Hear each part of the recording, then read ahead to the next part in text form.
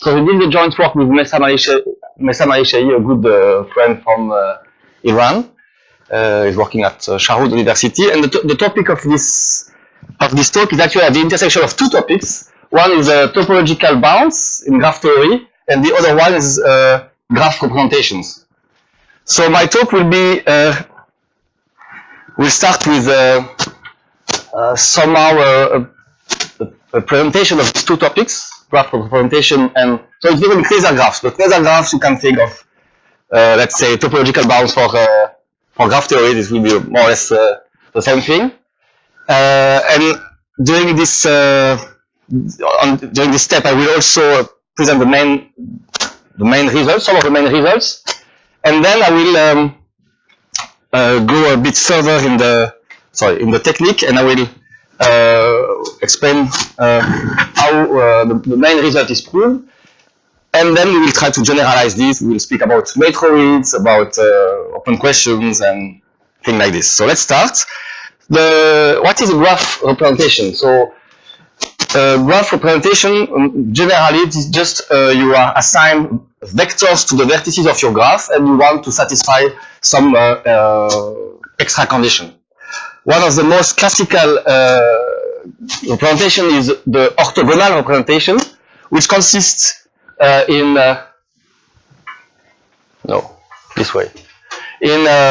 so in assigning vectors to the vertices of a graph, non-zero vectors, so that adjacent vertices get orthogonal vectors. The orthogonality dimension of a graph is a minimal t. You see there is a t, the dimension of the space, such that there exists an orthogonal representation. And we know this dimension by C of G. There is an R here because later we'll also change the field, but let's stick to the field R. So this is the orthogonality dimension. And here are two examples of orthogonal representation. So on this graph, the triangles, there are three vectors in dimension 4. You can check they are non-zero, and whenever you take two adjacent vertices, the vectors are orthogonal. So for example, this to 1 times 4 plus minus 2 times minus 1, this is 4 plus 2, 6, and here is a minus 6, this is indeed 0. And the same thing here, you can check that there are non-zero vectors, and whenever I take two adjacent vertices, for example, this to 1, then the scalar product is 0. So this is in dimension 3, this is in dimension 4, but actually the orthogonality dimension of both graphs is 3. It means that there is a way to get an orthogonal representation on this triangle with only vectors in dimension 3. No question? So why is this notion interesting? No, yes, okay. So this has been introduced by Lovász in 1979, this notion of orthogonal representation. In his famous paper about the Shannon capacity, you might have heard about it. So you know there is this in information theory you have a parameter associated to a graph which is called the Shannon capacity, which somehow measures the way you can send message without with no confusion, so that no confusion may arise. And this is in this framework, this can be shown. It's nothing like that. This is not a square root, by the way. This is there is a k missing here.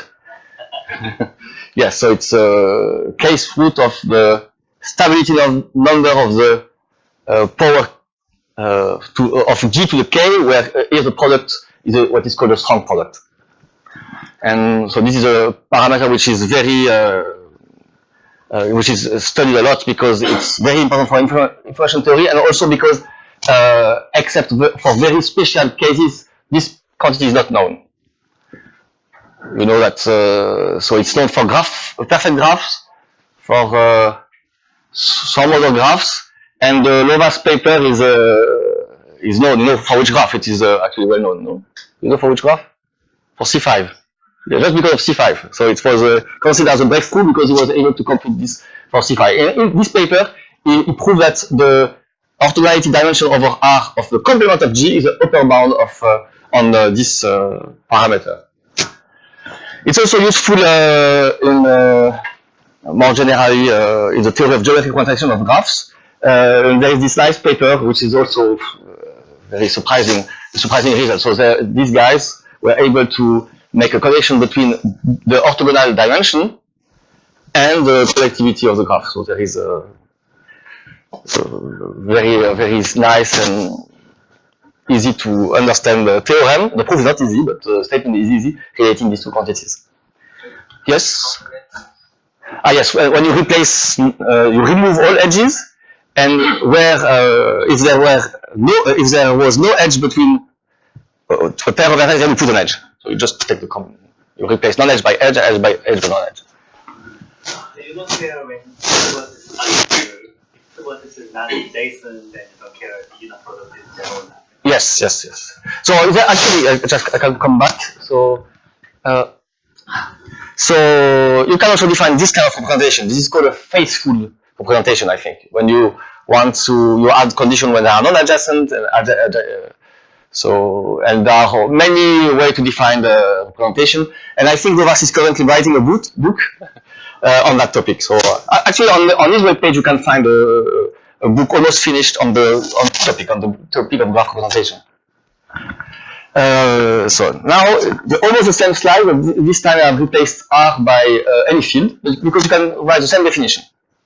There is only a small remark to do here, is that let's suppose you do the same thing as before, but you are working with Z2 instead of R, and okay, let's take Z2, and let's suppose now I put on every vertex of my graph the vector 1, 1. Suppose I'm writing 1, 1 everywhere. So it's non-zero, and clearly the product with any the vector assigned to two adjacent vertices is 0, because the scalar product of 1, 1 with itself is 0. 1, 1 is orthogonal to itself. So that's why you have to replace the non-zero condition of before by this one. You want that the orthogonal product of the vector with itself is non-zero.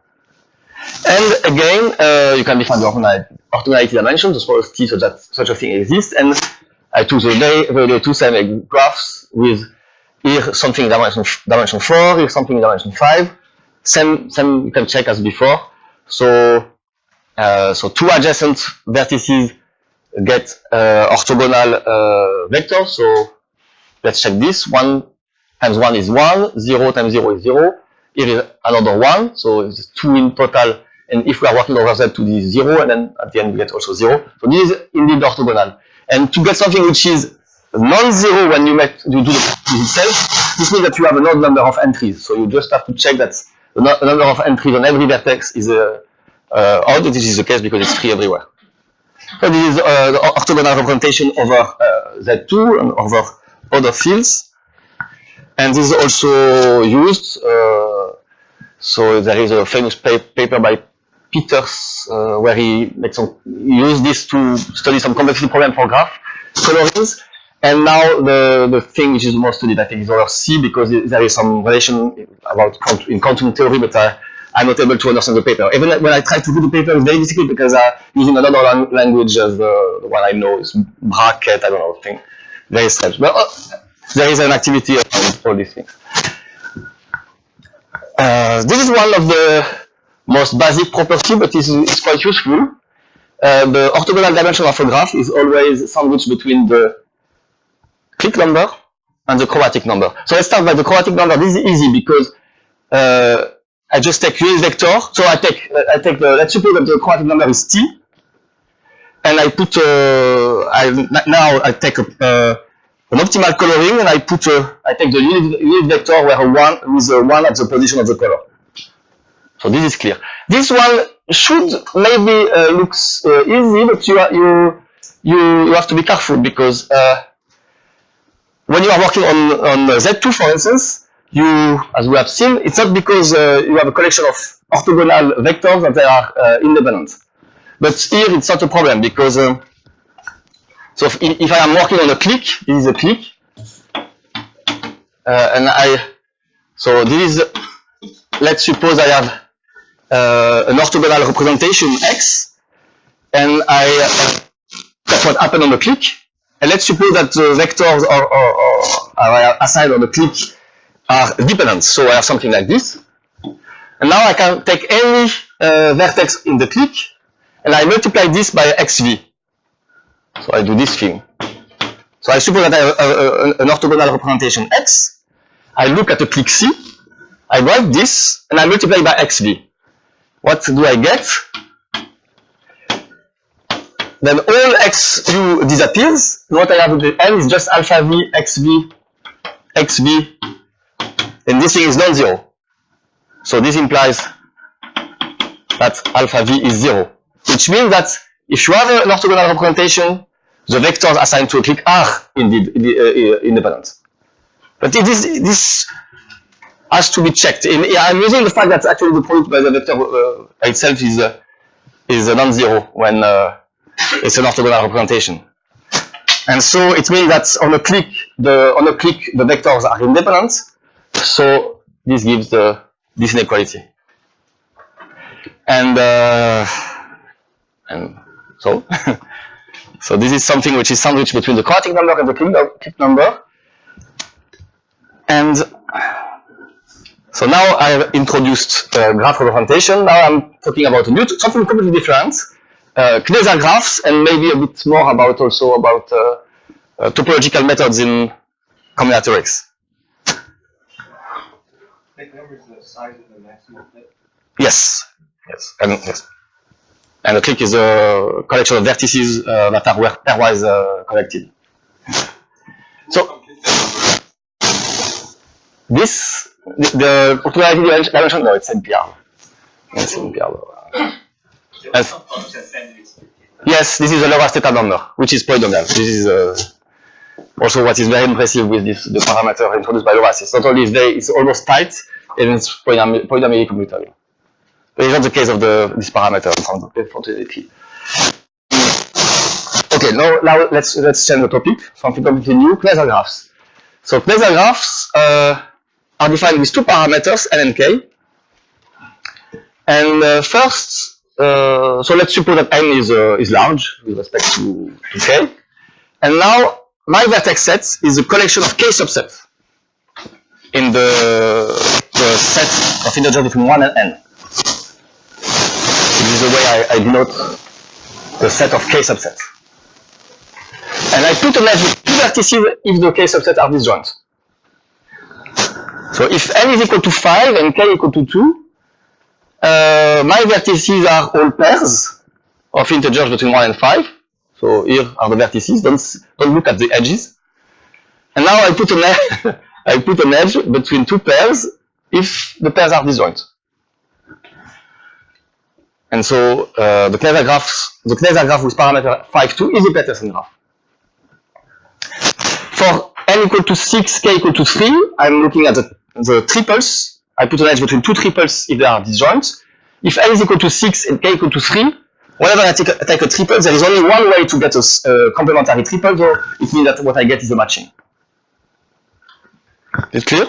So this is a well-known graph with many properties. I think I have written some properties later. So I think okay. So why? So there are many properties, as I will say in a few seconds. And as you might notice by definition, they are highly symmetric. This is also useful for so when you want to study the Kelly graph, this kind of thing. So they are like this. So, but actually they are also well known because it was for to study the chromatic number that Loras introduced the topological method. So in 1978. And this is very funny. You remember the other paper about the Shannon capacity? It was in 1979. So somehow this topic is based on two independent papers of Loras, which was written almost at the same time. So so in 1978, the Loras proved computed the chromatic number of the Kneser graphs. This was an open problem, which was proposed by Martin Kneser, who was studying. He was someone working in algebraic geometry, I think, and about the roots of polynomials, and he came with this conjecture. So the upper bound on the quadratic number is easy to find. This is almost an exercise. What was difficult is to prove the fact that this quantity is a lower bound. And it's to prove that this quantity is a lower bound on the quadratic number of the Kneser graph that Lovász used algebraic topology. It was and it's considered that this paper is considered the birth of topological combinatorics. So maybe we should just check that. So for example, if n is equal to 6 and k equal to 3, n equal to 6 minus 2 times 3 is 0 plus 2, 2. And remember, when n is equal to 6 and k equal to 3, it's a matching. So matching, indeed the quadratic number is 2. And for n equal to 5 and k equal to 2, this is the Petersen graph. 5 minus 4 is 1 plus 2 is 3, indeed. So it works on these two examples, so more generally, this is the general formula. And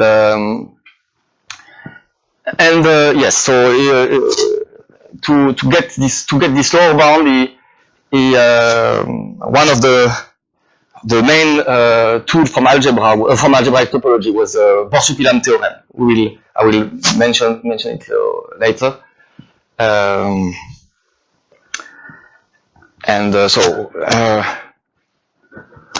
Why are they interesting? So as I said, there are many symmetries. They also they were also the reason why topological method was introduced in combinatorics. But actually, they are also interesting for these two reasons.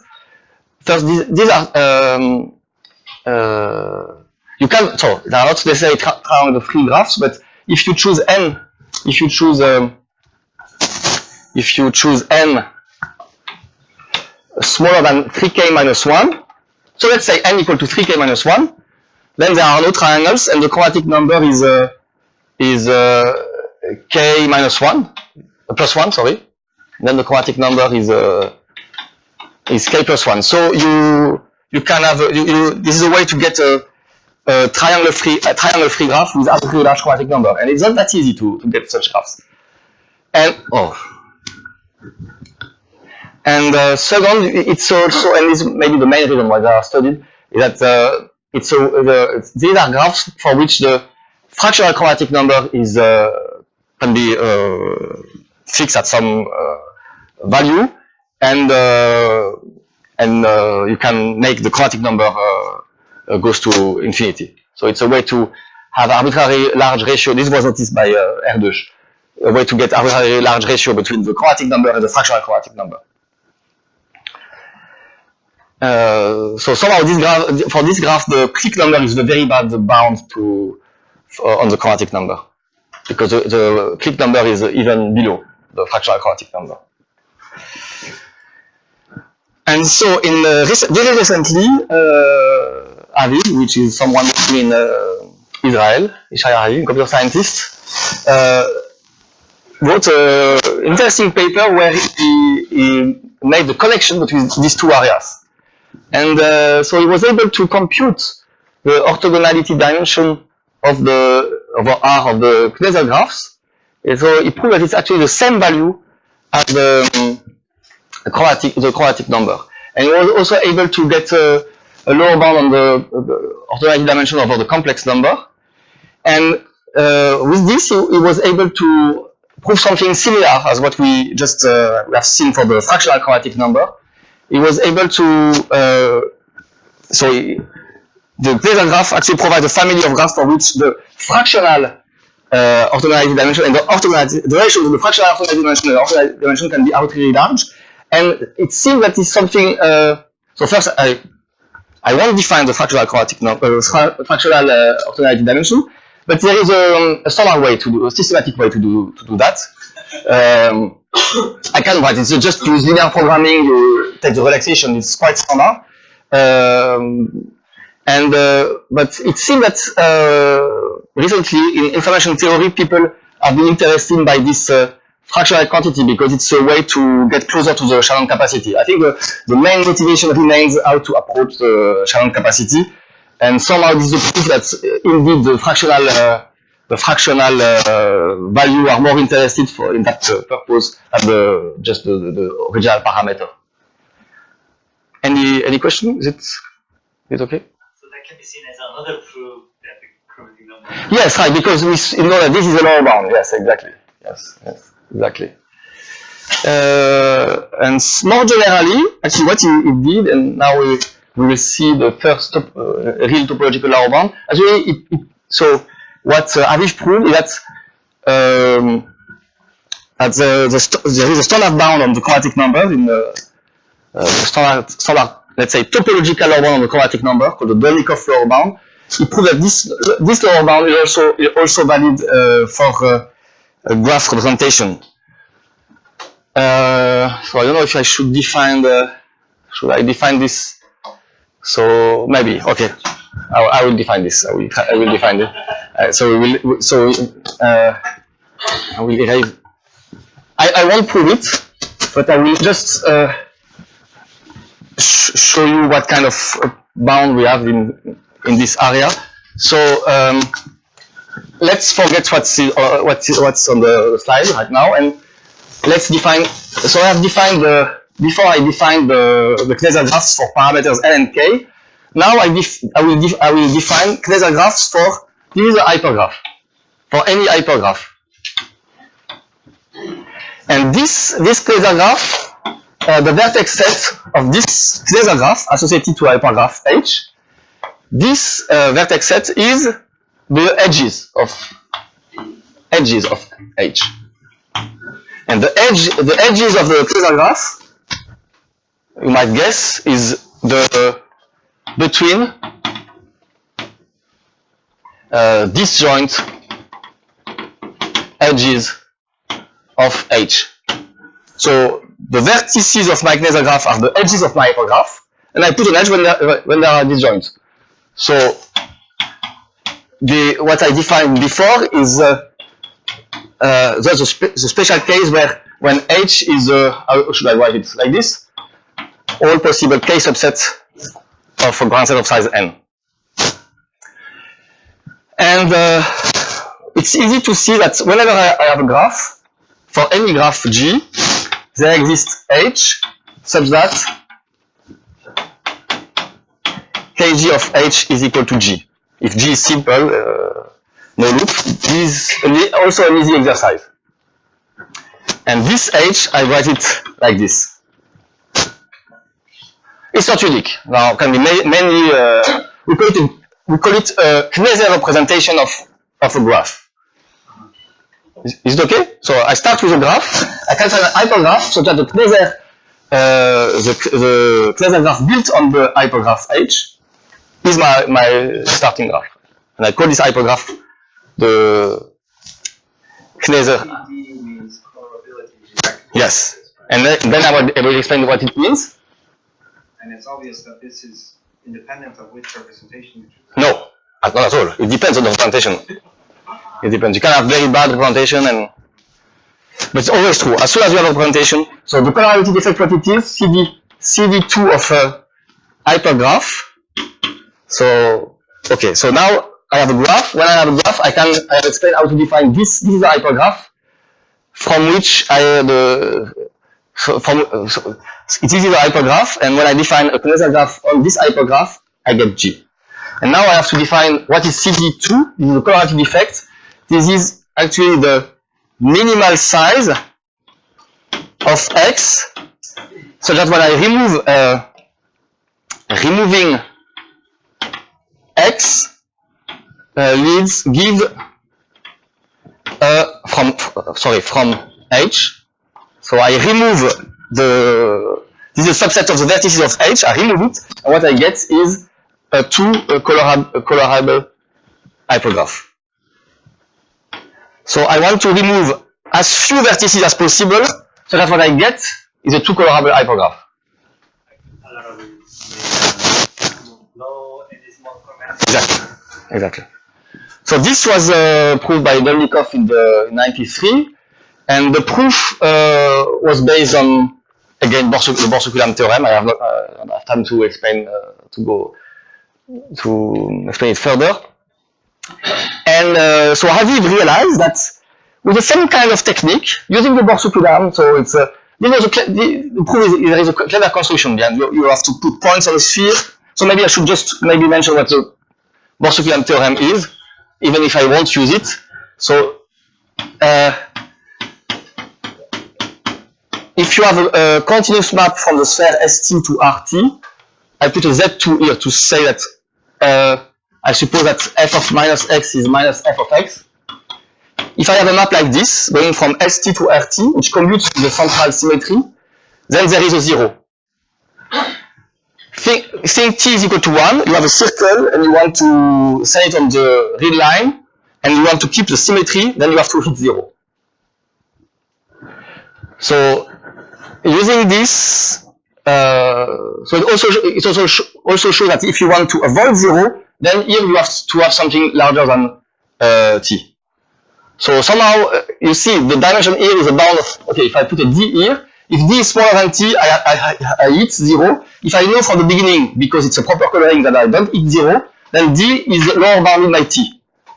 So this is a rough idea of how people get lower bounds from topology, because t is a lower bound on d when f doesn't hit 0.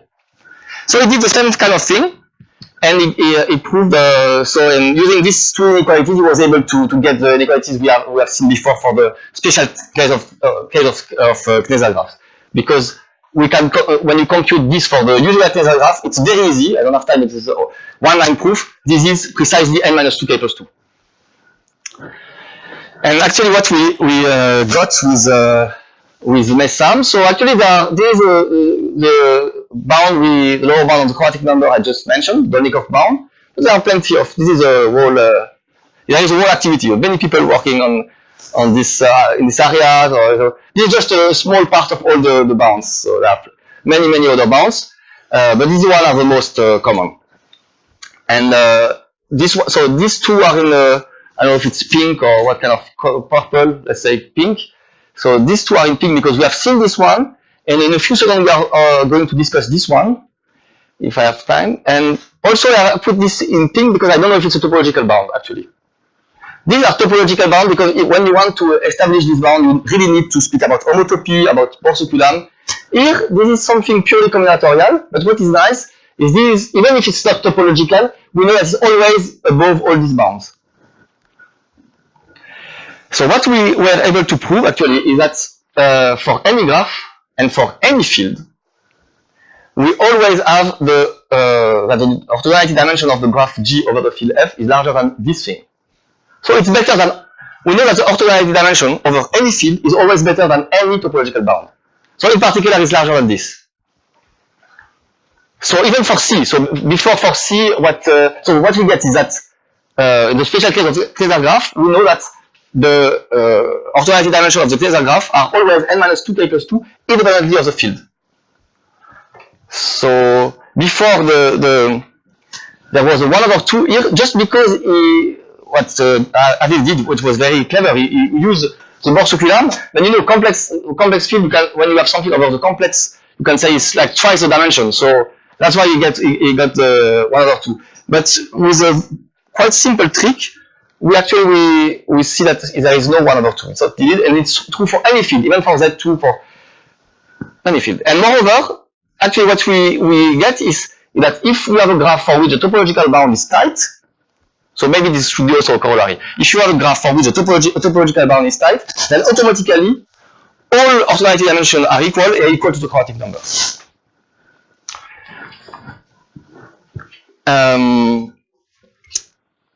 So this is the result. Now I will explain the proof, which is not that difficult, as you will see. Sorry? So you're not going to use Yes, exactly. This is something it's a bit.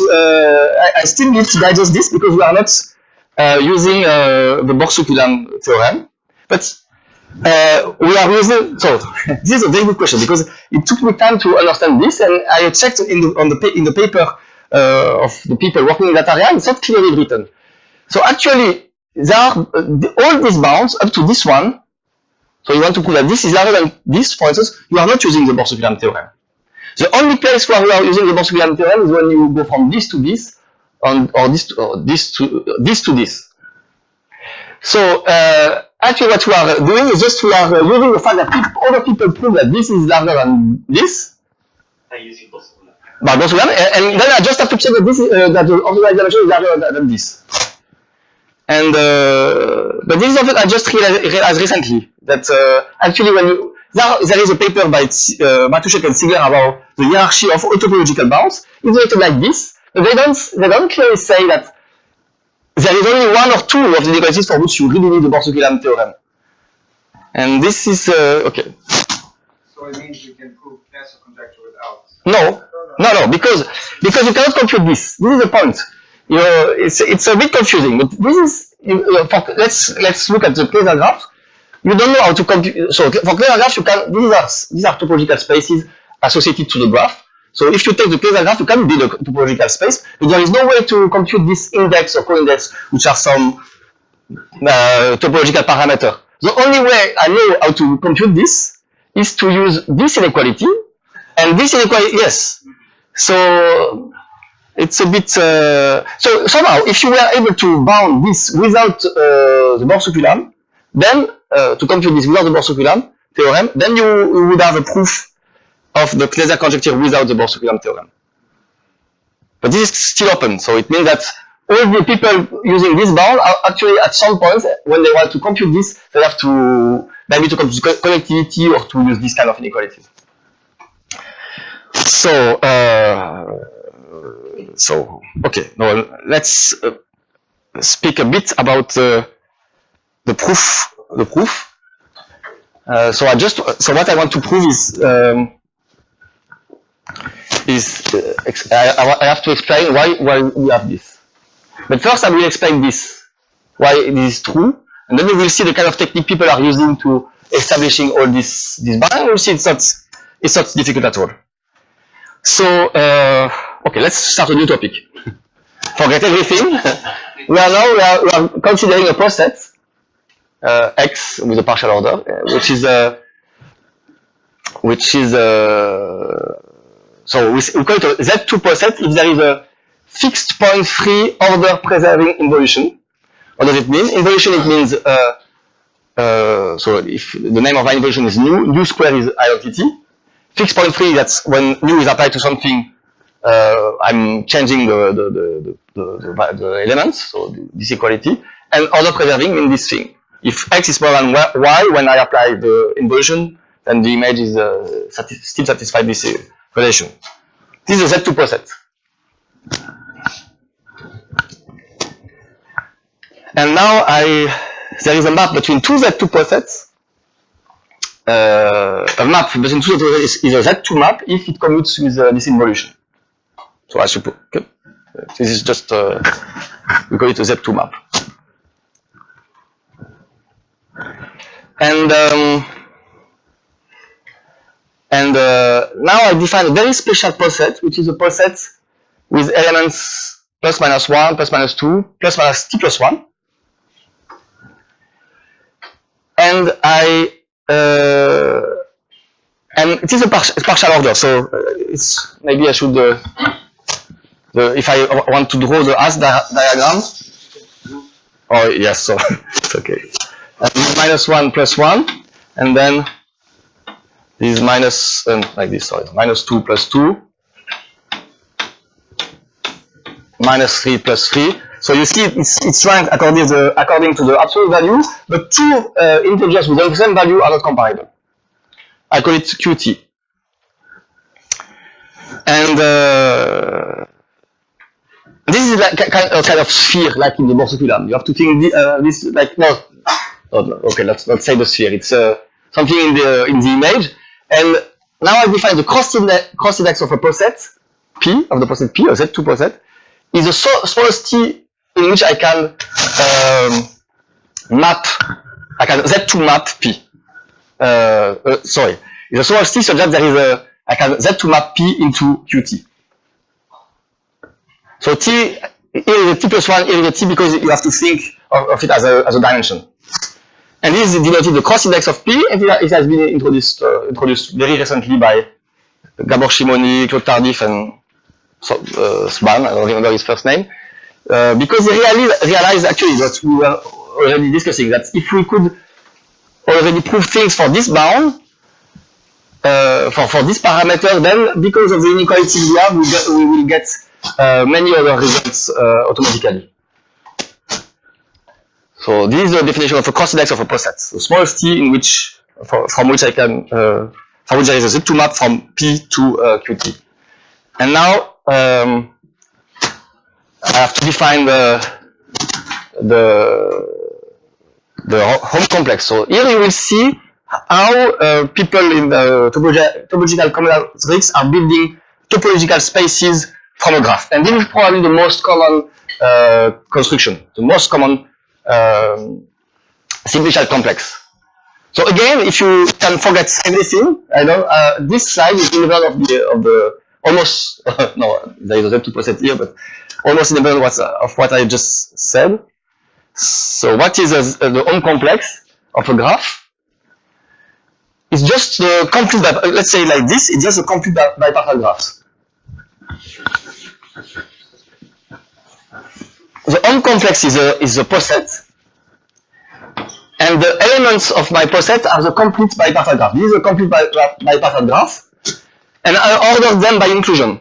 So it's very, you don't even need to read this definition. Just think, I have a B-click, complete bipartite graph.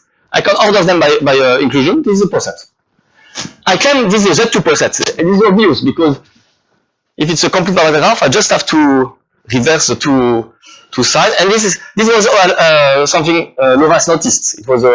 It is at the core of the proof of in the Lovász paper. The fact that actually when you have this complete bipartite graph, this is an easy way to build a Z2 poset on which you have a Z2 action. Sorry? No. So this is a poset. For the moment, this is a poset. So the elements are the complete bipartite graph. But you know, once you have a poset, it's not written on the slide. But once you have a poset, this can be seen as a simplicial complex. So and then you have your topological space. And this is denoted HG. People write it on K2 of G, but actually it's better to write it HG. And so it's a Z2 poset, and it has a cross index. So when you have a home complex of a graph, you have a cross index of that home complex. And what I claim is that we have a coordinate number is always larger than the cross index of the home complex plus 2. Remember, this is the first inequality. And so how do you prove this? I have to stop in 10 minutes. So I will I think, but I don't want to. Okay, if you online, let's say, I know that it's a very annoying when you are attending a talk and you know that it should stop at some time and the speaker. So I will try to. Okay, it doesn't matter. I will explain this and I will skip maybe some parts because I think it's interesting to at least see once how does this kind of thing work. So why is it true? Because start with the proper coloring of the graph and define. How do you say in English? Phi or phi? Phi? Phi? I don't know. I always ask and it's not clear. Is it phi or phi? Okay, let's say phi. Phi of AB, phi of a complete bipartite graph as the minimum color I see. I look at the bipartite graph, I take the minimum color. And I put a sign plus if the minimum color is attained on the left side and minus if it's on the right side. Okay? I claim that this is an order preserving Z2 map from the home complex to Qm minus 2. So why is it, let's say, why is it order preserving? Because when you increase your bipartite graph, so it's not the minimum, it should be the maximum, sorry. Okay, it's a typo. Let's suppose it's a maximum here, again. When you increase the size, it will what you will get is something will go in that direction in the image. Why is it Z2? Because when you exchange A and B, but it changes the position where the minimum is at, or let's say the maximum is attained. So it changes it just changes the sign. And there is no ambiguity here because it's never equal. Why is it never equal? Because it's a proper coloring. And this was also something was noticed. Proper coloring somehow is related to the freeness of the action of the topological space. This is clearly this. In all these things, you have the idea of Lovász. So now, once you have this Z2 map from this to this, you know that so it means that n-2 is at least the cross index of HG, because this is just a definition. The cross index is the smallest t in which you can go. You can go in n-2. So n-2 is larger than the cross index. And n is the number of colors you use, so you have this inequality. So here, maybe I should explain why it's n-2.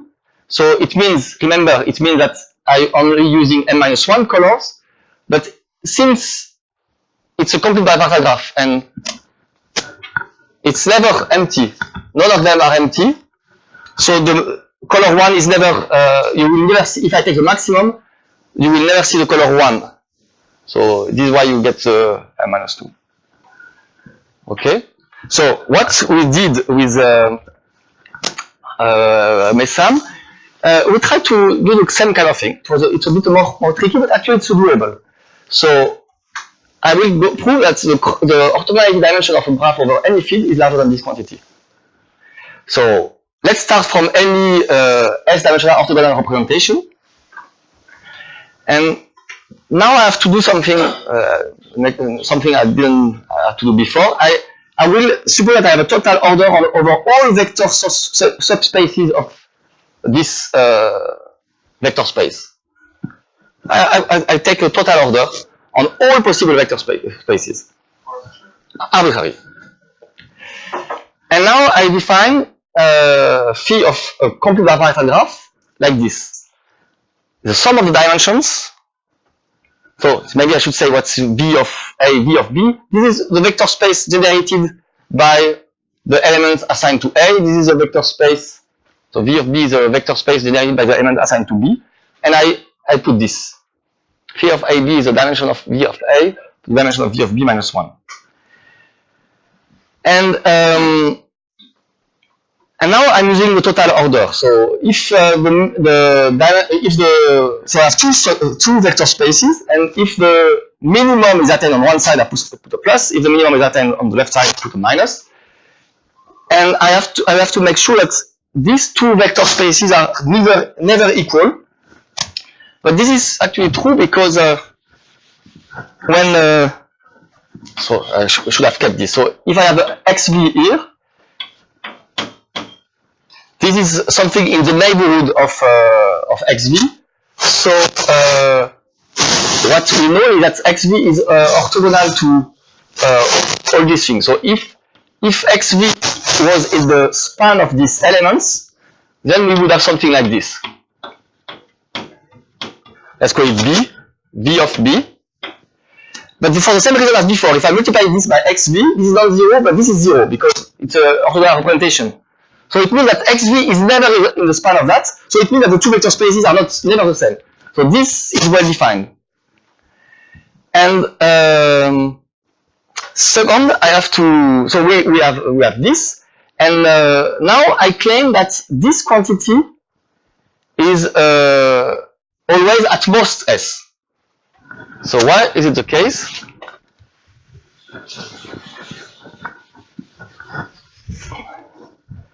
So what I start with this equality. Maybe it's written. No, it's not written. I start with this. This is always equal to S. So even if these two vector spaces are the same, you know, so for real vector space, the intersection of these two vector spaces is always 0, but for Z2, for other vector space, that's the case, but this equality is always true. And since this contains V of L, just because by definition, we have that the dimension of this plus the dimension of this is at most S. So we get this equality, S, so we go in S minus 2.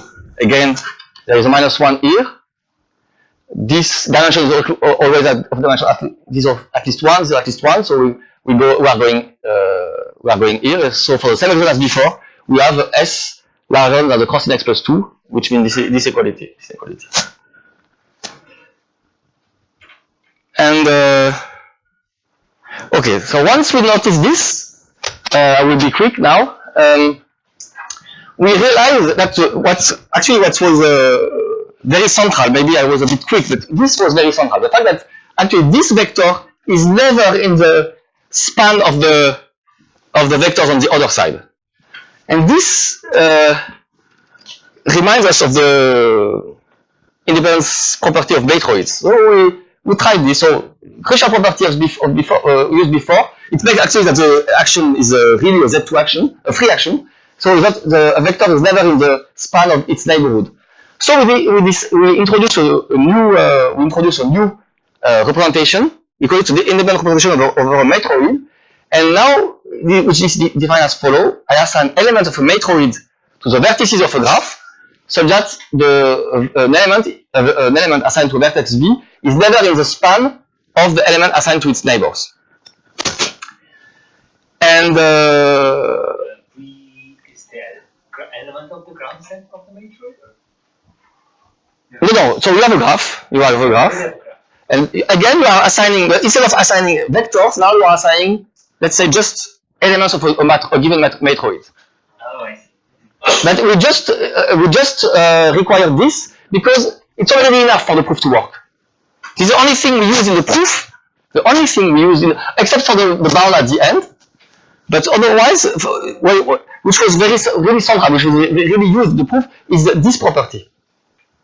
And actually, with this definition, we still have if I work with the linear matroid, then the orthogonal representation I just introduced are independent representation over this matroid. But proper coloring are also independent representation. Just take the free matroid. Free matroid means that all subsets are independent.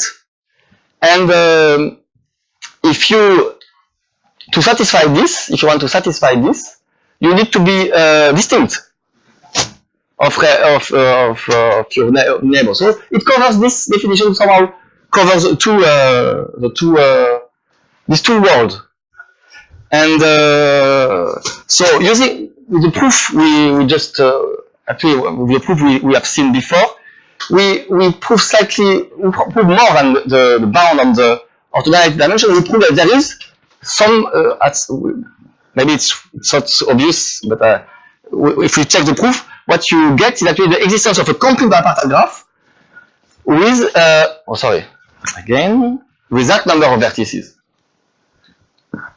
So there is because of the proof, there is whenever you have an independent representation of a graph over a matroid M, there is always a biclic with that number of vertices for any graph. That number of vertices, and so that the elements on each side is independent from an independent set. And now, actually, there is a stronger version of the Borsuk-Ulam theorem, which is called the Kifan lemma. And recently, again with Messam and other colleague, we are able to prove that there is also a kind of, let's say, strengthening of the Borsuk-Ulam theorem in the world of the cross index. And with this, almost with the same proof, we can get that actually here we knew just that the total sum is about the size of the cross index. Actually, we can even require that both sides are the same size, almost by a difference of at most 5 units. And so 2 remarks. First, this implies the existence of such a biclic implies that the rank of the matroid is always at least this quantity plus 1, just because when you take a vertex, the side of the bipartite graph is an independent set of that side, so it must be since it's independent, we know that we have something of that size which is independent in the matroid plus 1 because of this element, which is not in the span of this element. So we get the plus 2. So if I have a representation over a matroid M, I have always this inequality. So this is the first remark, and the second remark is that why is it interesting to? So I will go very quickly. And I will stop in a few minutes because actually we can playing with this inequality by playing with the Metroid and with this inequality we can recover several results which were known. For instance, we get the bound obtained in 2006 by Simoni et Tardoche on the local quadratic number. So by choosing the uniform Metroid of rank R with m elements, we get almost for free this bound on the local quadratic number. I don't have time to define local quadratic number, it's a type of quadratic number. So this is a corollary. The second corollary is the existence of a balanced bicyclic, so like this, of the same size. When you take a proper coloring of a graph, then we use a free Metroid. As I said, when the free Metroids cover the case of the proper colorings. This was just an example of a complete bipartite graph, a bicyclic when for the Kneser graph, and also we were able to recover another bound found by Aviv on another graph parameter, which is a mean rank, which is a better bound on for the channel capacity, and this was almost for free. So we had something with a square root, and we proved that the square root is not necessary. And but here we need a bit more of linear algebra. And I skip this, so you can even strengthen again the Kifan lemma and get stronger results. It doesn't matter. I just want to emphasize that there is an open question. So I was quite quick. I said whenever we have a representation of a Metroid, we have this inequality, t over 2 plus 2, where t is the cross index plus 2. And when the Metroid is orthogonal representation, then the inequality we get is this one, because of the orthogonality we can actually we know that this is independent, but together we have this property, so we multiply by 2 bound on the rank, and the same phenomenon appears with proper coloring. If all the colors are distinct here, and together they are distinct, then we can also add the bound, so it multiplies by 2. So the question is there some general condition which would cover these two cases?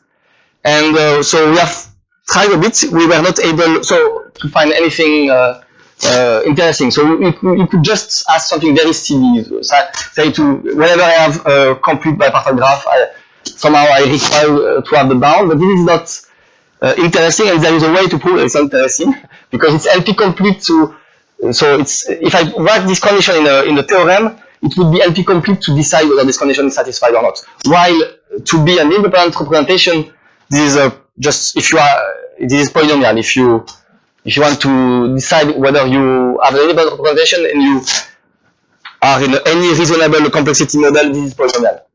This can be checked in polynomial time. So just to say that it's really nice to have a general polynomial condition covering the case of colorings, proper colorings, and orthogonal representation. So thank you, and sorry for the 5 extra minutes.